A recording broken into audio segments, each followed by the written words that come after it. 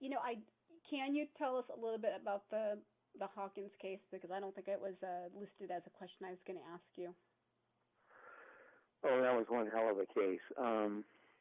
James Hawkins was an ex-con, and his family had a lot of money. They were wealthy. They lived in South Central Los Angeles, and he was alleged to have murdered a boy on the street, claiming that the kid was a drug dealer, when in truth, in fact, it was just a flat-out first-degree murder. But it looked like it looked like he shot and killed a gang member, and he was accorded hero status. Oh, that's it. Yeah. He was really a counterfeit hero, and I tried him first for a double murder, and then tried him on the death penalty case, which he got life without parole.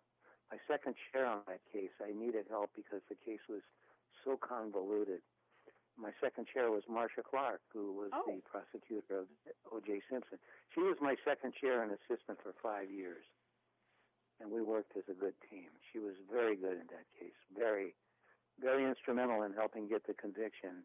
She took half the case and I took half the case, and there was some highly technical firearms and ballistics testimony that came in and evidence that was highly pertinent to the case. Mm-hmm. Hawkins escaped from the county jail before he was tried, and he was taken in Lafayette. That's up in your area. Yes. The East Bay area.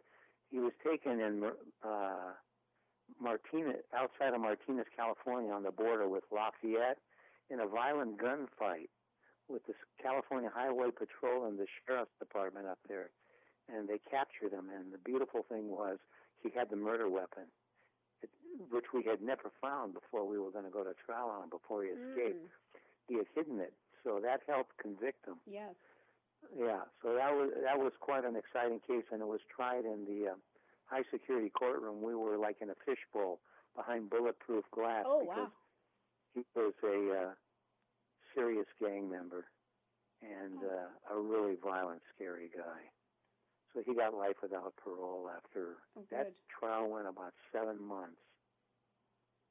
Very contentious. They all are.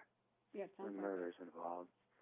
And the state appoints, top flight lawyers to represent the defendants if they're unable to afford their own counsel. So all of these people that try these cases get paid by the state, and they have to be qualified and skilled before they even get into the status and category that allows them to even go forward as defense counsel. They don't just pick anyone in the barrel. They have to be qualified by a death penalty panel before they're even entrusted with that responsibility. So I was up against two very fine lawyers on that case. They're both dead now, I believe. I know one is Barry Levin. He was a war hero in Vietnam and an ex-LAPD officer. And he was a handful.